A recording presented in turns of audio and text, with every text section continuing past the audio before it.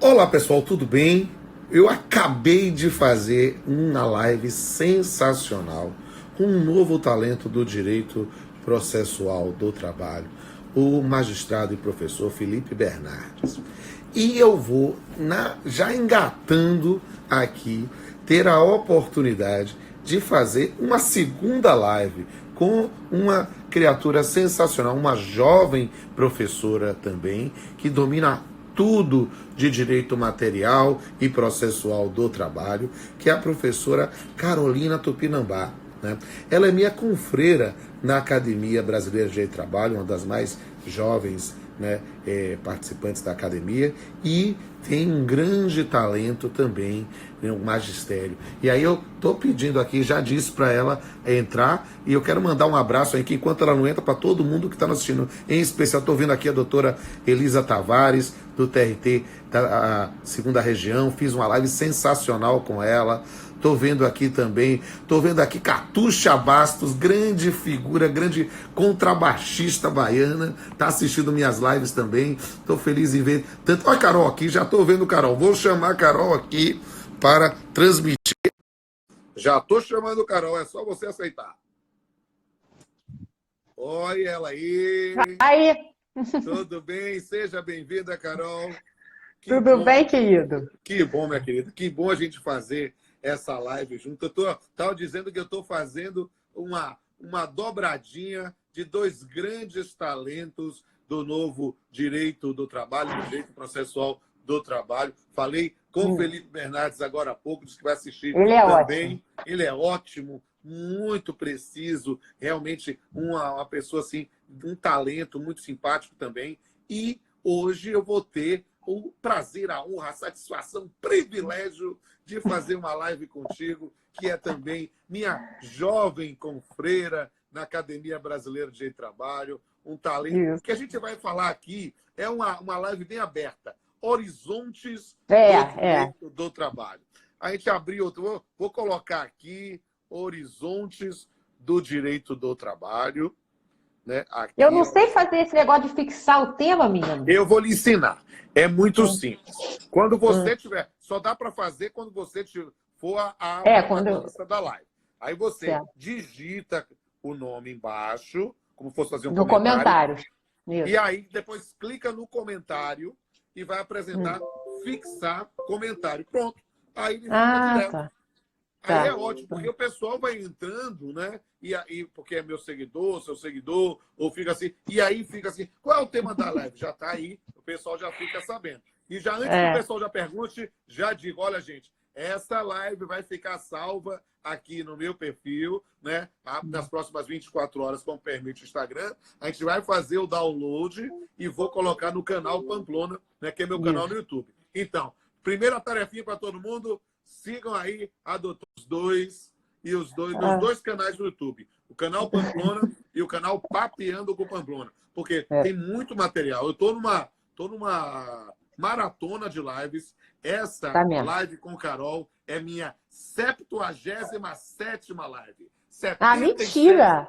Não, é verdade. Para que eu vou mentir? Verdade. Ué, mas eu vi no seu no canal, já tinha salvo a última vez que eu vi, umas 50. Eu escolhi, eu vi umas 15, 16. E aí, realmente, todas muito boas. Mas é porque tem todos os temas, você está passando por todos os temas do direito. Aí eu catei mais... Né? Então, eu estou sempre no direito civil, no direito do trabalho. Eu trabalhei com a música também, discutimos aspectos também de medicina.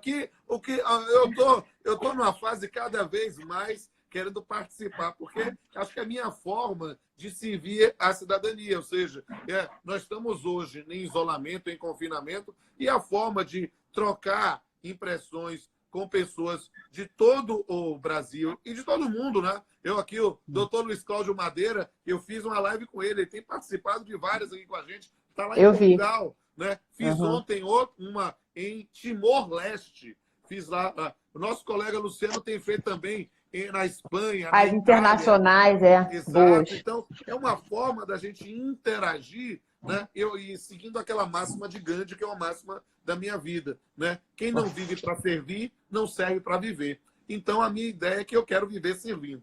E aí vou servir nesse momento, junto contigo, já dizendo ao pessoal, gente, participe aí, sigam o canal da professora Carolina Tupinambá, o IG dela é Carol Tupi, me siga a Henri Pamplona Filho e siga os 2 canais no YouTube, Canal Pamplona e Canal Papiando com Pamplona. Se você tiver qualquer dificuldade para achar os canais no YouTube, me manda uma mensagem inbox que eu mando o link para vocês. Pronto. O começo das lives é sempre assim, eu tenho que falar bastante, que é o tempo que o pessoal vai vendo que eu estou no ar e começa a entrar. Agora sim, Carol, que prazer, boa tarde, que bom estar com você. Eu também. Não, eu sou muito sua fã. Você que me deu posse na academia, não sei se você lembra, né? Que era na sua gestão. E há muito, eu tentei na academia 2 vezes, e aí você me incentivou para eu não desistir, e eu passei a acompanhar mais de perto o seu trabalho, assim, de perseverança, e passei a te admirar não só como professor, mas como pessoa também. Então, assim, maior felicidade minha estar aqui com você. Melhor que isso, só se eu atravessasse a tela para te dar um beijo, porque para eu mim gosto muito seria de um você. prazer enorme. Eu tive aí, naquele momento, aquele evento que você e o Bruno organizaram aí, foi muito legal. Espero que quando passar na UERJ, foi muito legal. É muito divertido, inclusive, porque a gente teve a oportunidade de contar para as pessoas algumas coisas históricas, né? Eu estou numa fase da vida que eu não conto mais história, eu sou testemunha da história. Então, eu vou contando para as pessoas coisas que a gente viu para a compreensão das modificações da competência de trabalho, do processo civil, do direito civil. Então, para mim, é muito interessante ver isso. E ainda mais tendo o prazer inenarrável de estar ao teu lado para a gente bater um papo. Quando a gente propôs, né, esse tema, essa live sobre horizontes do direito do trabalho, né? A gente está perguntando se já comecei a ver Game of Thrones, já estamos lá vendo todos assim. Esse Gumercindo é uma grande figura, muito bacana essa pessoa, né? E aí depois eu te digo quem é ele. Agora, nesse ponto, o que é importante dizer? Especificamente, o que é que você acha que é interessante de conversar? A gente fez um corte amplo, horizontes do direito do trabalho. Você quer trabalhar com mais jeito Não, material, é porque eu pensei, não. Eu acho que como um todo, porque assim, eu pensei, porque você é uma pessoa muito alta astral e modéstia à parte eu sou também. A gente tem uma vibe boa. Então eu queria fazer essa live assim, não só nesse momento difícil que a gente está vivendo de coronavírus, de pandemia, de isolamento, mas assim, o que de bom vai ficar nisso e o que antes dessa história toda começar, a gente já via um novo direito do trabalho surgindo. Eu gosto de falar dessas novidades, entendeu?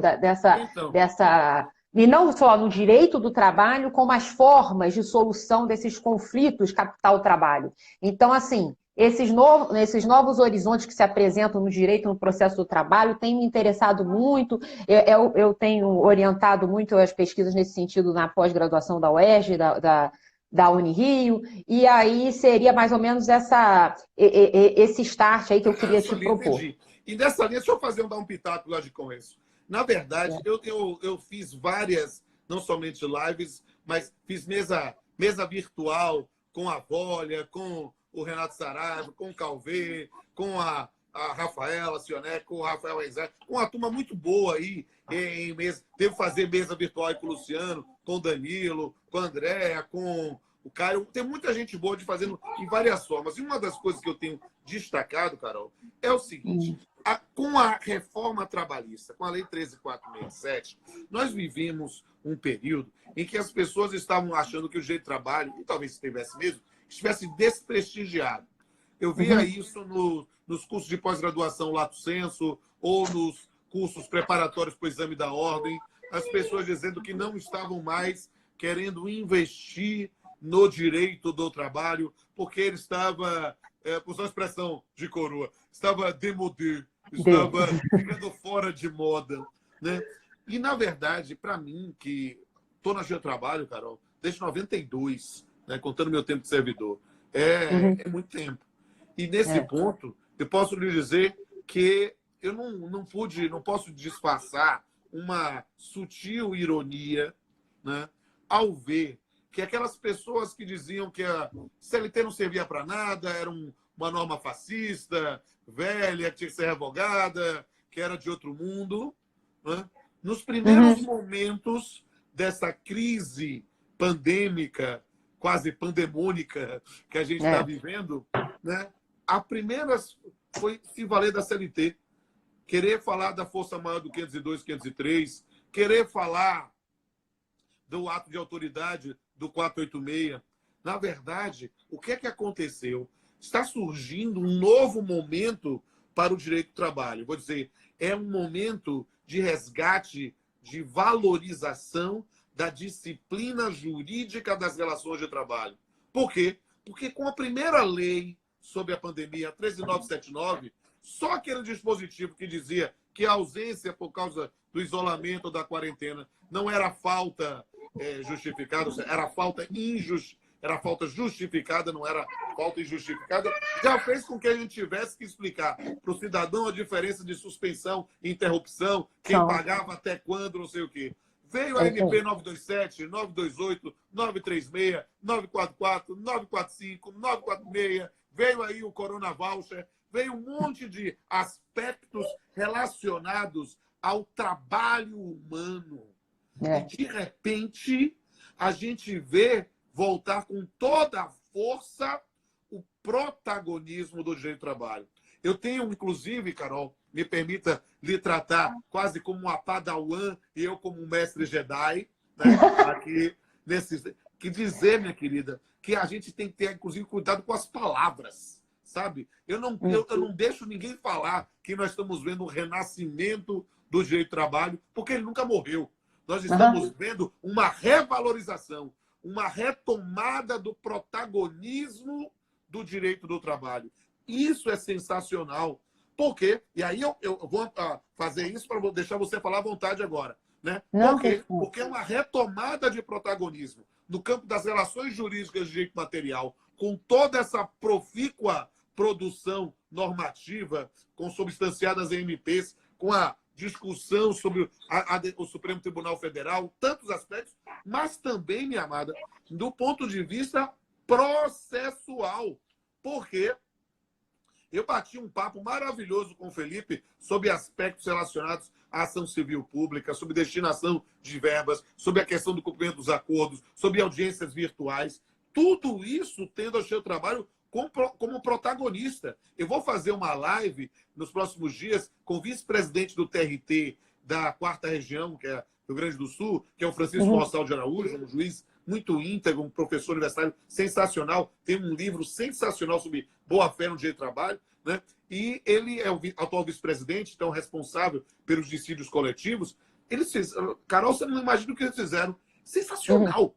Eles, olha, disseram o seguinte, ó, pensando, e o sindicalismo no Rio Grande do Sul é muito forte, né? Então eles assim, vamos, nesse ponto, permitir que a Justiça do Trabalho não atua numa fase de tentativa de conciliação no dissídio coletivo. Então, vamos dizer o seguinte, vamos colocar a Justiça do Trabalho à disposição do cidadão para tentar trabalhar com mediação, pensando na fase pré-processual do dissídio coletivo. Mas como ele pode, para a prática de atos, fazer delegação a juiz de primeiro grau para fazer o acompanhamento quando um dissídio é fora da sua sede, estendeu a ideia. E aí ele tem colocado, as pessoas têm provocado no site do TRT da 4ª Região, e o TRT já designa o juiz da cidade mais distante, mais próxima do jurisdicionado, para tentar negociar.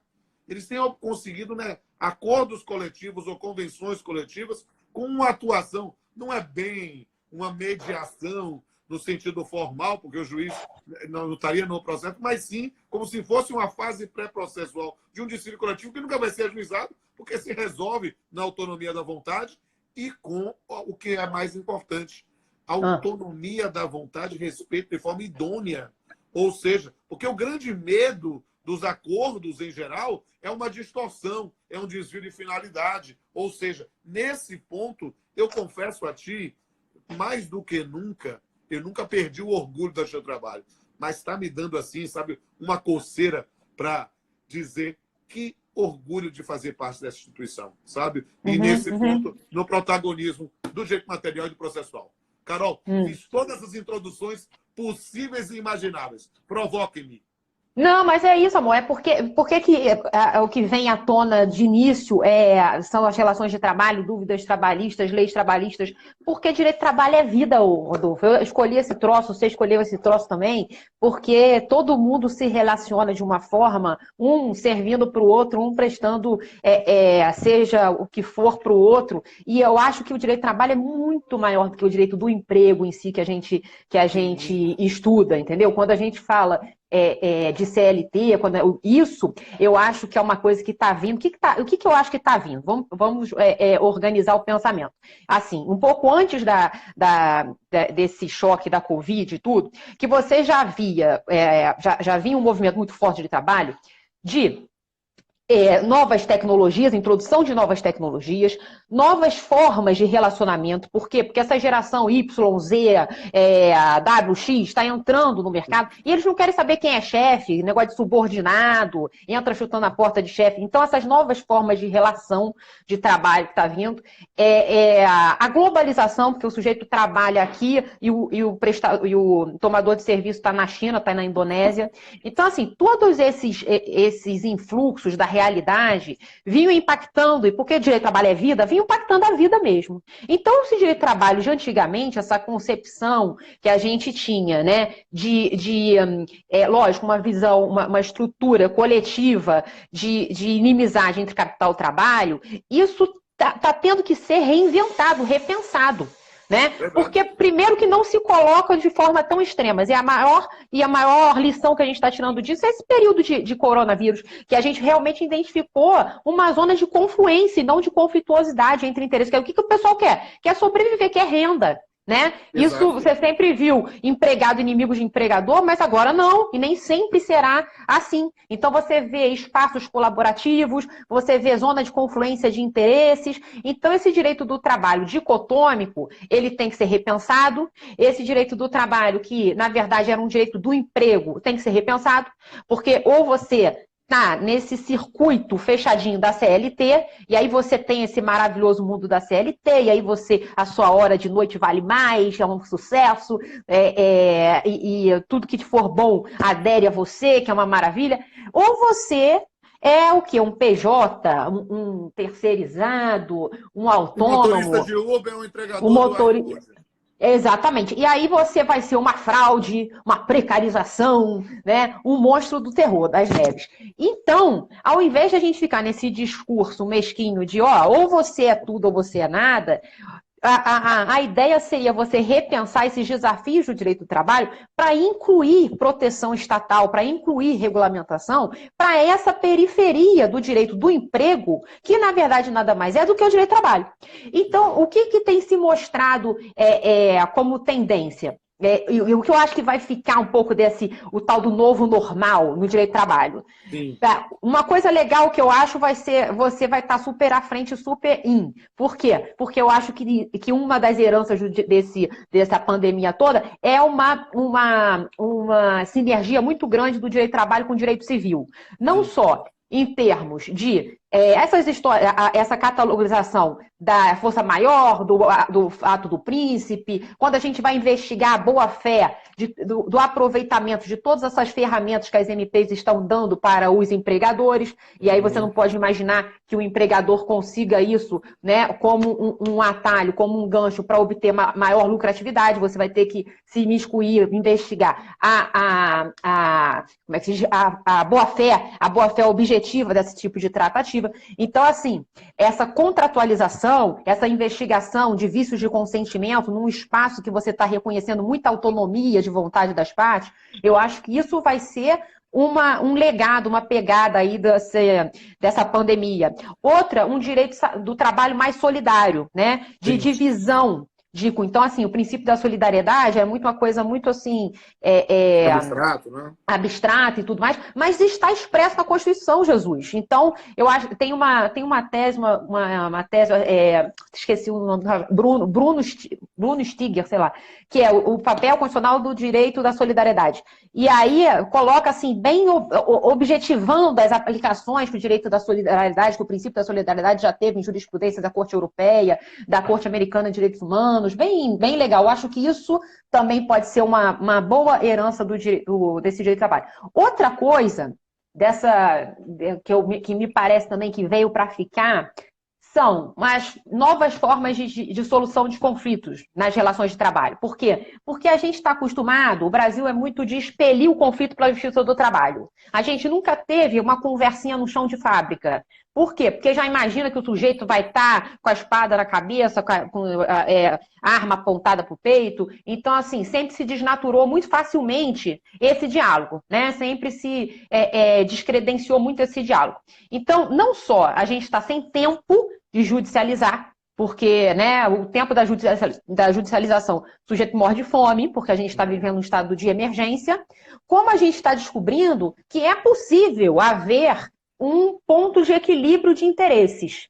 Então, assim, a judicialização, ela é um problema de 1000 anos, você tem, ou pelo menos meio século, você tem 1990, você já tem congresso organizado em Roma, de Calamandrei falando da crise da justiça, você tem 79 anos que eu nasci, você já tem a produção, né, de tribunais, você já tem a alcunha de tribunais multiportas, do professor Sander, então você já tem uma consciência muito antiga de que o tribunal não é propriamente, até porque a Justiça do Trabalho é um tribunal que acabou sendo tribunal por coincidência da vida, porque ela era o quê? Um espaço de conciliação, né? De diálogo, né? Comunidade. Então é uma justiça que custou para vir. Ela vem para o judiciário em 46. Na verdade, ela era uma justiça ali da comunidade, de você resolver aquele interesse específico.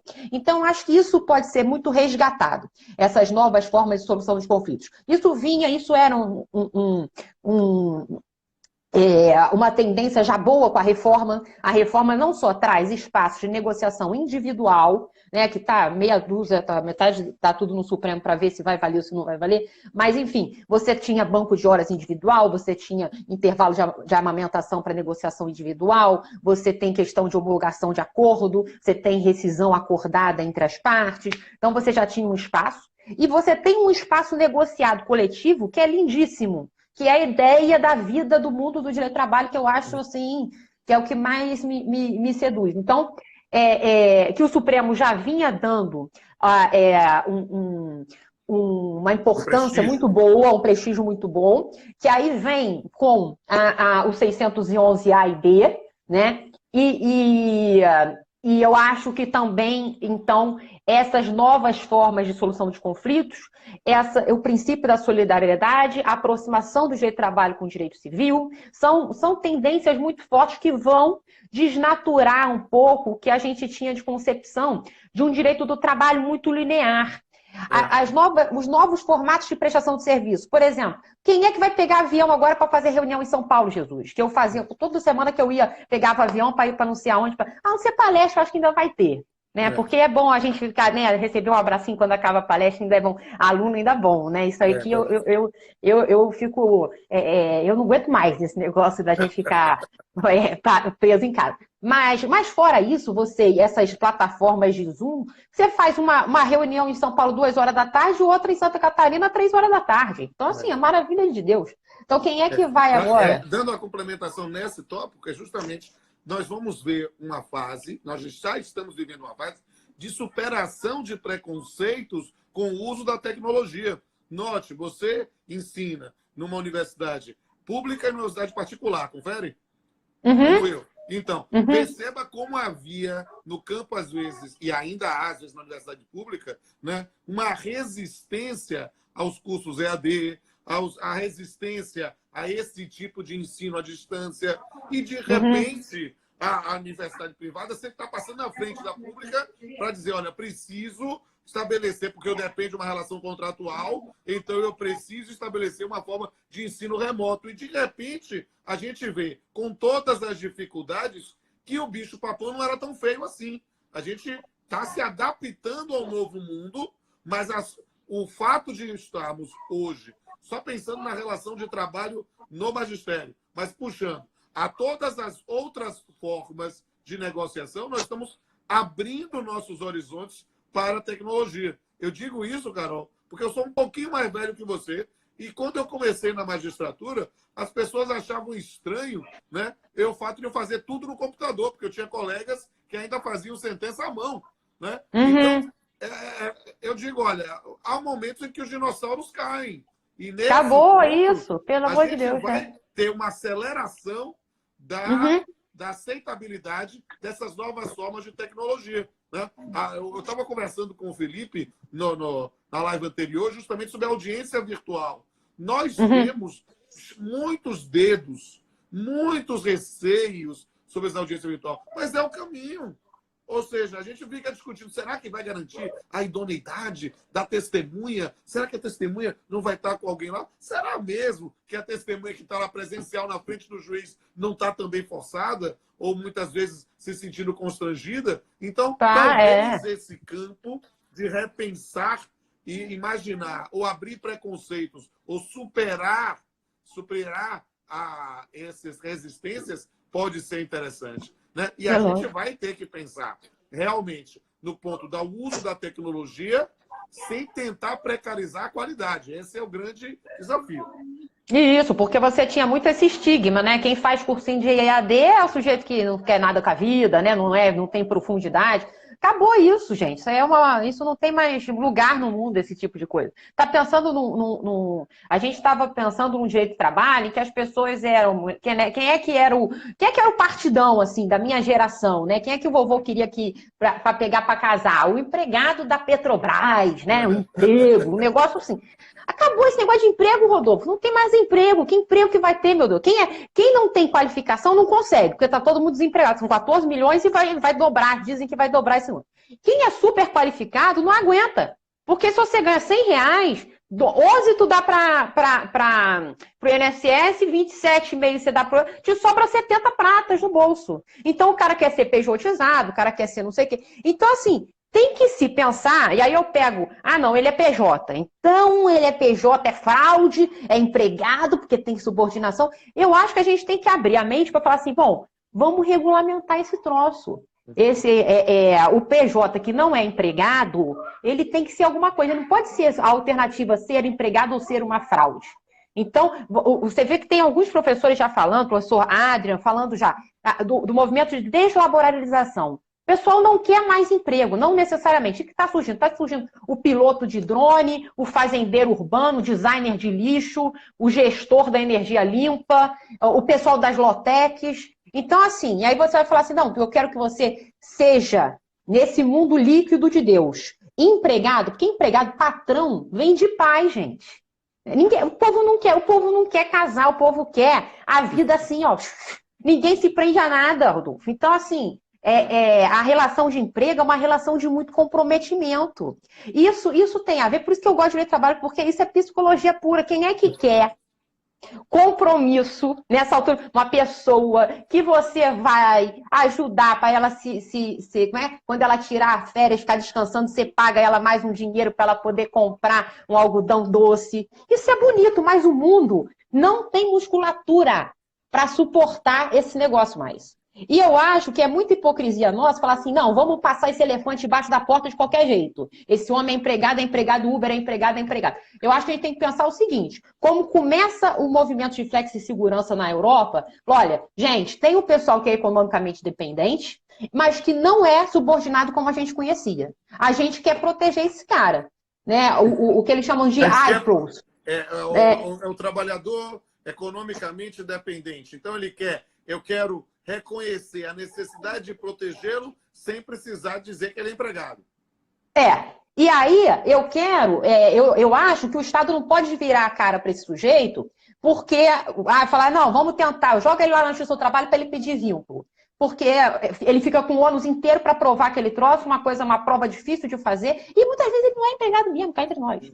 E aí, se ele não for nada, ele não tem direito a descanso, ele não tem direito a uma remuneração mínima. Quando o artigo 7º... Deixa eu sistematizar essa sua ideia. A lógica é propugnar por uma disciplina normativa de trabalho, não necessariamente empregatício, mas que construindo um sistema que preserve a dignidade deste Com trabalhador, certeza. sem tentar necessariamente pensar. Porque o que é que acontece, Carol? A gente vive um período muito complicado da história do mundo, da história do Brasil. E isso é realmente muito complexo, porque quando a gente faz um discurso desse, às vezes a pessoa já pega pela metade. Já começa a dizer, não, então você está defendendo é que o cara do Uber possa trabalhar 14, 15, 18, 20 horas. Não é isso. A ideia é Não. perceber, existem outros modelos de produção que podem existir sem ser fraude à relação de emprego, mas que nem por causa disso mereçam o inferno da desproteção. É preciso buscar um horizonte, né, para poder buscar uma situação em que se possa preservar um mínimo de dignidade a esses trabalhadores e trabalhadoras, sem querer enquadrar num modelo que não foi pensado para eles. Isso, porque esse cara, ele foge desse sistema fordista e ele fica completamente sem lugar nessa inteligência do direito do trabalho. Fala, você fala. Não, só para acrescentar um pensamento convergente. E a gente, na verdade, Carol, este momento, nós vamos ver a possibilidade da coexistência dos modelos. Porque nós vemos um fomento do modelo do patrão nos mercados e nas farmácias, mas vemos também um fomento do modelo da forma de uberização nas empresas delivery. Ou seja, nós temos aí a prova inequívoca de que é possível coexistir sem pensar necessariamente em valorizar ou sobrevalorizar um ou desvalorizar um deles. Então, há necessidade e há espaço para tudo. É isso, o mundo está muito mais colorido do que antigamente, Rodolfo. Ninguém tem. A terceira manifestação dele, a gente precisa mandar um abraço para um ídolo meu e seu, que é o professor Sebastião Geraldo de Oliveira, do TRT, da terceira região, nosso confrade na Academia de Letras Jurídicas, na Academia Brasileira de Trabalho. Está aqui ele, e ele é a maior autoridade do Brasil em saúde e segurança do trabalho. Sebastião, eu quero fazer uma live com você, viu? Olha lá, porque você é o cara, eu sou seu fã. Eu já até me inscrevi lá no negócio da nossa academia, que eles vão falar, né? Com o Sebastião. Então pode, já até me inscrevi. É importantíssimo ter essa olha só como que se manifesta o Gustavo Versiani, um querido de Minas também. Olha, tem muita gente boa. Um monte de gente aqui. Tá, deixa eu te falar uma coisa. E outra coisa também. Apesar de ser soft law e tudo, não tem grande força coercitiva, mas você vê a recomendação da OIT 198, 2006, quer dizer, você vê que já tem tempo, falando, olha, gente, vamos começar a proteger trabalho sem vínculo estritamente subordinado. Quando você começa o movimento de flexi-segurança na Europa, você tem Tratado de Lisboa, de 2004, recomendando que os Estados-membros todos consigam uma performance econômica para proteger, ou seja, uma maior inclusão das pessoas no mercado de trabalho, de proteção social, de aumento da capacidade dos trabalhadores, maior educação, formação profissional. Então, você começa a ver as características da flexi-segurança, elas vêm de 2000 para cá, ascendendo de uma forma, eu acho, muito, muito curiosa, muito inteligente, porque mais aderente com a realidade. E aí você quer normas de trabalhistas mais modernas, né, mais dúcteis, mais flexíveis. Você tem estratégias de lifelong learning dentro do mercado. Agora eu já me lembrei de uma coisa que eu tenho que te falar demais. Até esqueci. O que acontece? Lá a gente, quer dizer, eu dou aula na federal e na estadual aqui do Rio, né? E aí, quando começa o PJE, quem é que consegue ter computador? Porque tem que ter quase um disco voador para você entrar no PJE no início, era um desafio. Aí, muito bem, nem a UERJ nem a Unirio queriam... Aí, esses escritórios modelos começam a fazer assim, olha, porque a gente ficava lá, né? Tinha hora para dedicar lá, aí ficava aquele constrangimento. O sujeito entrava lá, não tem como atender, não sei daqui. Bom, aí os caras, a gente já ficou pelo tanto tempo de constrangimento, falei assim, meu amigo, olha só, chama a parte contrária, vamos sentar aqui para conversar. Não tinha nem papo de mediação ainda, era início de PJE, não tinha nem esses negócios de resolução 125, CNJ, não tinha nada. Aí, o que era mais louco? Começamos a fazer uns acordos lá na faculdade. Mais louco ainda, as pessoas achando que o acordo tinha validade. Mais louco ainda, as pessoas cumprindo o acordo e saindo felizes. Bom, aí o tempo que passa, vem a reforma trabalhista, o povo empolgado, que aí um avisava para o amigo, começamos a fazer tanto acordo, virou uma Câmara de Solução de Conflitos. Bom, aí eu falei assim, bom, então vamos fazer o que nessa Câmara? Vamos só conversar? Ó, não, agora a gente faz rescisão humanizada. Então, quando o sujeito vai embora, os alunos da pós-graduação ajudam a fazer um currículo bonito, ou dar um negócio de gestão, uns cursos de gestão, mas maluquice lá. Bom, aí o CONIMA veio, reconheceu, falou, é a única Câmara Trabalhista que tem, que maravilha, chama Sematra. Mas aí o negócio foi tão crescendo que chegava lá o quê? Gente que não tinha vínculo e queria fazer o acordo. Aí a gente, não, meu amigo, olha só, tem que ter um vínculo, porque como é que tu vai fazer o acordo trabalhista sem vínculo, não sei o quê. Bom, aí negamos um, negamos dois, negamos três. Falei, só quer saber o seguinte, quem não tem vínculo, vamos montar a associação de quem não tem vínculo. E aí, hoje, agora a gente já fez uma vaquinha, porque é tudo sem fim lucrativo, né? Aí a gente fez uma vaquinha, chama SEM, SEEM, ou seja, Associação dos Trabalhadores Sem Emprego. Bom, aí o que isso eu comecei, eu não pensei de criativa que eu sou, não, porque assim, isso é um movimento que você está vendo direto na Europa, na Espanha, na Itália, Sam Precário, Clash City Workers, o pessoal de Nova York começou a fazer isso para poder dar vazão para a história de Uber, porque tinha que fazer acordo, mas o cara não tinha vindo para fazer com o quê se não tem sindicato? Então, assim, sindicato dos desempregados, isso está na moda lá fora. Aí eu falei, bom, então tá bom. Então fizemos uma Associação Nacional dos Sem Emprego. Aí tem um bando de médicos no mesmo hospital. Aí o hospital quer dar férias pro cara. Só que se ele der férias pro cara, o cara vai lá no Justiça do Trabalho 2 meses depois falando assim, ó, eu sou empregado, porque eu tive até férias. Não, aí agora como é que acontece? Ele se associa a 100, aí a 100 vai no hospital, fala assim, pô, quer dar férias para o nosso associado? Ou quer dar repouso divertido? O que você quiser chamar. Então, tá bom. Então, você vai dar. E quando esse sujeito for na justiça, e também ainda não foi, porque o lance é o seguinte, quando as pessoas se resolvem no diálogo, é impressionante como é que a paz sedimenta, né? Como é que acolhe, na verdade, né? A sabedoria popular fala que o combinado não é caro nem barato, é o combinado. É isso. O combinado está resolvido. É isso aí. Então, é uma experiência riquíssima. Porque, quer dizer, o que tem sido a SEM, que a gente tem testemunhado?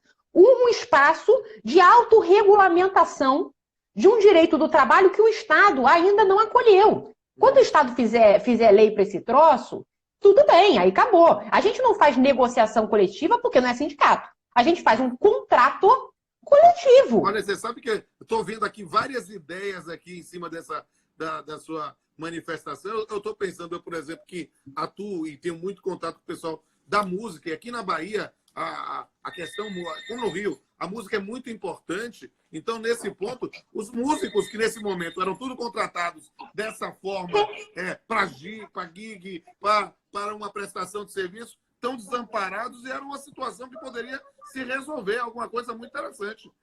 É a coisa mais... Não, entra no site, que agora a gente fez, o site está recente, ainda tem uns errinhos que a gente está arrumando, mas o site é www.seem.com.br. Aí o sujeito vai lá, então a gente vai oferecer. Primeiro pode ter umas vaquinhas para ter desconto. É uma ideia de cooperativismo misturado com associativismo, misturado com consciência de classe, que a gente não tem nesse mundo líquido que a gente vive. Então, é um resgate da ideia, realmente, dessa ideia aqui, sobre a qual foi construído todo o direito do trabalho, que é o quê? Essa disparidade capital-trabalho, mão de obra-trabalho.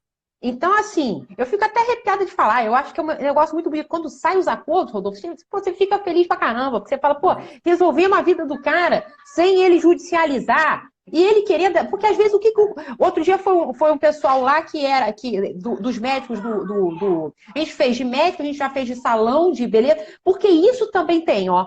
Isso ainda tem um problema, que é o seguinte: você vai na lei do TAC, você vai na lei do salão parceiro, você vai na lei do estagiário, aí a lei fala assim, tu não tem vínculo de emprego. E outra coisa, se tu quiser algum problema, você vai lá na Justiça do Trabalho. A lei já vai lá na Justiça Comum. Então, a lei já fica querendo esvaziar a justiça do trabalho. Se a gente for nessa onda, que é igual o STJ falou, o Uber vai na justiça comum. O que vai virar a justiça do trabalho? Um SUS, para resolver verba rescisória dos infelizes que ainda conseguem ter um emprego nessa vida. E não um centro, um local de proteção social, que é a ideia. Certo. Que é a ideia. Então a gente não pode ser cúmplice. Quer dizer, quando a gente fala assim, quando a gente tenta passar esse elefante debaixo da porta e fala, não, é emprego, é emprego, é emprego. E outro dia eu estava conversando com o sujeito do Ministério Público, ele falou assim, não, se a gente defender esse seu modelo, quem vai ser seduzido pelo emprego? A gente vai estar corroborando com o esvaziamento do emprego. Pô, tu acha que é isso que vai esvaziar o emprego? O que está esvaziando o emprego são esses novos formatos. Isso tem sido uma tendência, quer dizer, você tem lei você tem o Estatuto do Parasubordinado na Alemanha, você tem na Espanha, esse troço desde 2007, né? E a gente está aí há 12, 15 anos de bobeira, achando que só pode ser uma forma de ser feliz. Há categorias que efetivamente daria tranquilamente para pensar dessa forma, porque são zonas cinzentas, ou seja, a gente pode pensar nos salões de cabeleireiro, nos entregadores no delivery, né? Na questão dos caminhoneiros, na questão dos arquitetos, na questão dos médicos, dos engenheiros, muitas vezes em obras que acabam sendo construções na base da empreitada. Há vários modelos que podem eventualmente ser incorporados a uma situação ou a um locus jurídico diferente da concepção tradicional da relação de emprego.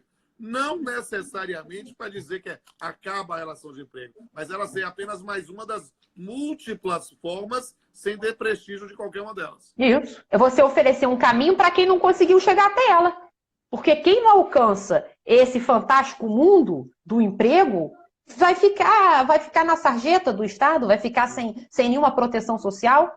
E a justiça do trabalho. Colocando aqui a própria noção da atividade do advogado. Né? Nós temos, nessa situação do advogado, o advogado, ele é advogado associado, ele é advogado contratado. Agora, advogado empregado, a gente fica tentando fazer enquadramento nessa situação. E talvez ele tenha peculiaridades, né? Então, há situações em que pode haver o advogado empregado e há outros. E ter regras, na verdade, ter regras claras do jogo é que pode, nesse ponto, também ajudar a uma diminuição da litigiosidade. Porque, realmente, pensando em todo mundo que fala nisso, o indivíduo um representante comercial, né, contratado formalmente como autônomo, mas que está numa zona cinzenta e que aí ele é colocado no olho na rua e fica lá numa situação. Ele vai por tudo ou nada no seu trabalho. É isso aí. E aí, tem que acontece? Se ele ganha o tudo, corre risco de fechar até a empresa. Mas se ele tem um nada, ele fica numa atividade... Exatamente. Ele fica no inferno. Então, perceba, uma situação em que a demanda só serve para ou desprestigiar uma parte ou levá-la ao ostracismo, deve ter alguma coisa de errada do ponto de vista da compreensão dentro de um sistema. Né? Mas só que e a gente pensa assim, né? Eu estava até conversando com o nosso confrade, o Luciano, falando assim, olha, quando a gente faz esses acordos, eu contando essa experiência para ele, a gente não coloca, porque o pessoal tem esse estigma de que o capital está sempre do mal, blefando, arrumando, querendo uma saída para precarizar, para não sei o quê. E aí eu falo assim, olha, a gente coloca até no acordo, a gente coloca assim, se tiver algum problema, vai resolver na justiça do trabalho. Porque isso aqui nós estamos tratando de uma relação de trabalho. Então, os músicos se unem. Olha, a gente quer o quê? Que o trabalho no final de semana tenha um adicional de hora de 40%, de não sei o quê. Nós queremos que, sei lá, que nós tenhamos um fundo para poder de repartir. Enfim, o outro estava querendo que as mães fossem liberadas no dia da reunião da escola dos filhos. Então, você tem um direito de trabalho aderente ao que as expectativas das classes sociais. E aí o Luciano falou assim para mim, não, Carolina, mas eu acho que isso é complicado porque você está fazendo um acordo, uma convenção processual sobre uma norma de competência material, como é que vai ficar isso? Eu falei, Luciano, eu não sei, eu acho assim, primeiro, ninguém judicializou, porque a realidade é essa, o povo não judicializa se ele está feliz. E hoje, isso é uma tendência do direito do trabalho também, as pessoas antigamente, elas trabalhavam para comer e para comprar casa. Então, você já reparou que a gente hoje vive numa modernidade que os bens primários foram atendidos. A gente inventa moda para trabalhar. Porque, assim, a gente inventa luxo para trabalhar. E o que isso significa? Que as pessoas precisam de trabalho para serem felizes, para se realizarem. Então, se elas se colocam nessa relação subsidiadas por uma relação jurídica de confiança, né, de segurança jurídica, elas não têm por que judicializar, Rodolfo, entende? Então, assim, eu acho que são os horizontes que eu tenho visto, mais que eu tenho visto, que eu tenho testemunhado. Uma questão interessante que o Sebastião está suscitando aqui, mas isso seria um tema talvez para uma outra live, é verificar como compatibilizar essa ideia que você está trazendo com um sistema de solidariedade de previdência social. Por quê?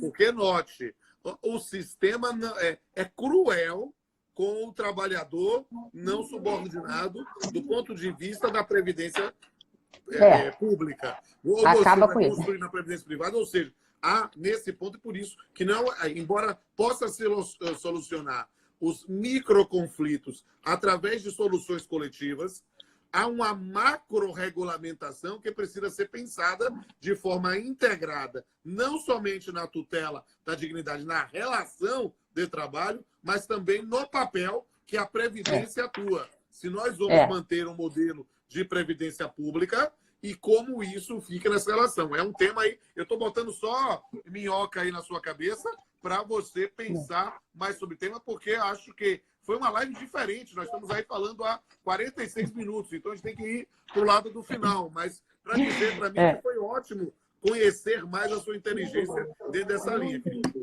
Diga aí.